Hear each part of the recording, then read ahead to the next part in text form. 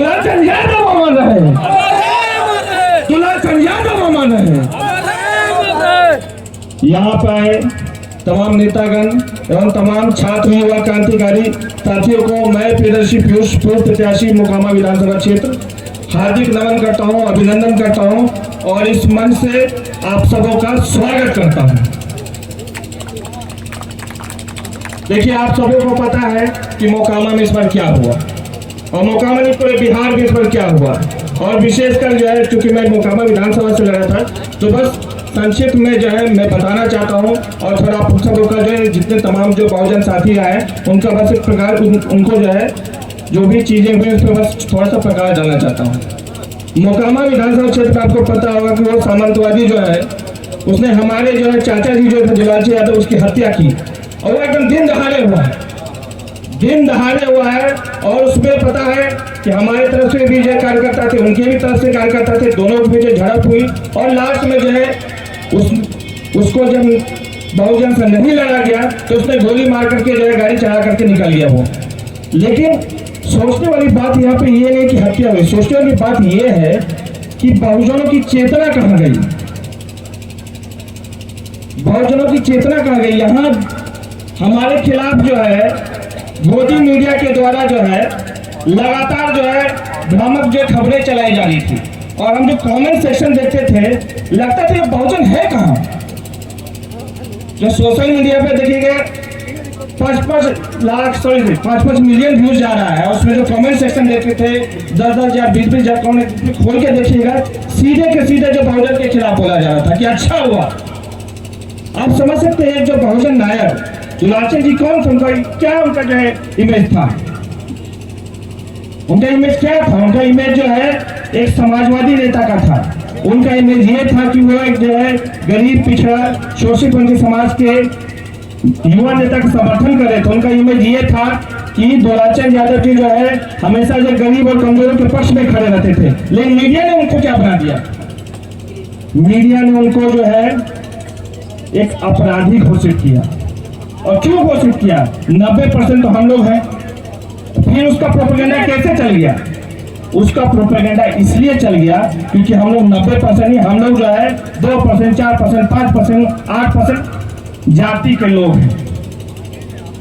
और एक और कारण क्या है कि हमारी जो भागीदारी है मीडिया में नगण्य है, तो जो भी प्रोपेगेंडा चाहे वो चला देता है, हमारा कोई प्रोपेगेंडा नहीं चल पाता है। हम लोग जाति में बैठे। मोकामा में क्या हुआ कि ये जो घटना हुई उसका तो बहुजन को एक हो जाना चाहिए, लेकिन नहीं, हमारा जो कोर वोट था वो भी वही आया और उसमें भी आधा जो है वो लेकर के चला गया।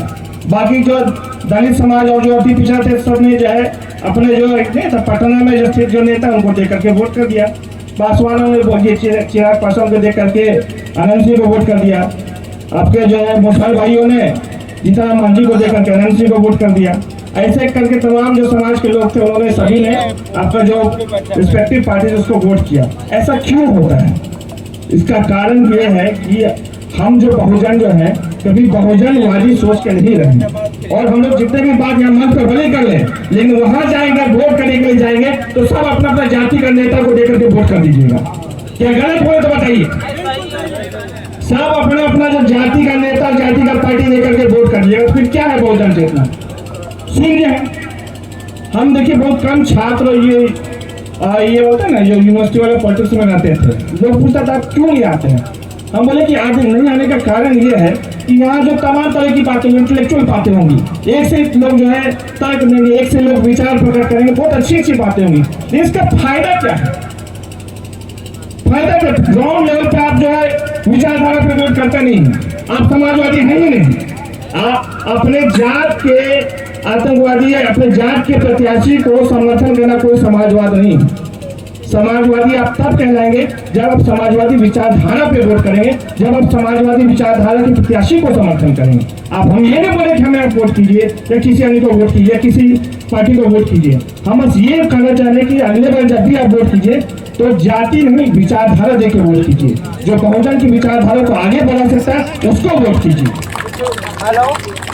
रही बात यूजीसी की, तो यूजीसी से पहले छोटा सा जो है एक और जो टॉपिक में आऊंगा, आरक्षण। क्या आपके को आरक्षण है? आरक्षण तो अगर इसमें कंपेरिजन कर लेते, बिहार में जो है अति पिछड़ा से भी कम कट ऑफ जो है आपका ईडब्ल्यूएस का जाता है कि नहीं जाता है? बोले बताइए। और ये एक एग्जाम में नहीं हो रहा, एक एग्जाम में खुदा का गलती हो गया, ये लगातार हो रहा है, बार बार हो रहा है, लगातार क्यों हो रहा है बार बार? कारण ये है कि यहाँ जो है जिन लोगों को 10% आरक्षण दिया जा रहा है उनकी आबादी मात्र 3%, मतलब जो गरीब है उसमें एक्चुअल में जो वो है जो गरीब है उनकी आबादी 3% है, और 3% को दे दिया 10%। और जो मान के हमारे जो बहुजन समाज है, चाहे दलित महादलित हो, अति पिछड़ा पिछड़ा हो, इसके जैसे मान के 60% बिहार में आपका जो ओबीसी वर्ग है, जैसे मान के 2-4% छोड़ के 55% गरीबी है, तो कट ऑफ तो जाएगा ही ना जाएगा। लेकिन ऐसा क्यों हो रहा है? कारण ये है कि यहाँ जो आरक्षण जो है, मतलब आरक्षण का तो मेन पर्पस ये है कि कमजोर को जो आरक्षण दिया जाता था कि मजबूत के बराबरी में है। लेकिन जो यहाँ जो भी सत्तासीन लोग हैं, जो भी राजनीतिक दल हैं, और हमारे समाज के राजनीतिक दल और जो बहुजन के जो राजनीतिक दल है, उनका जो है क्या निकम्मापन है, ये हमारी कमजोरी है कि जो मजबूतों को ही देश में आरक्षण दिया जा रहा है। गलत बोले तो बताइएगा, मजबूतों का आरक्षण है कि नहीं है? लेकिन ईडब्ल्यूएस आप जो बोले नहीं होना चाहिए, तो विरोध किसने किया? और एक पार्टी जो विरोध किया उसका क्या हासिल किया बहुजनों ने?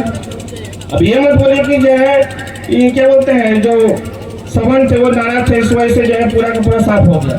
बहुजनों ने ये हासिल किया। हम ये नहीं बोलते पार्टी का वोट दीजिए, अच्छा है खराब है वो अपनी जगह पर अपने विचार रखने के स्वतंत्र है, लेकिन क्यों ये हासिल हुआ? अब उसके बाद कोई आपका आवाज उठाने का हिम्मत करेगा?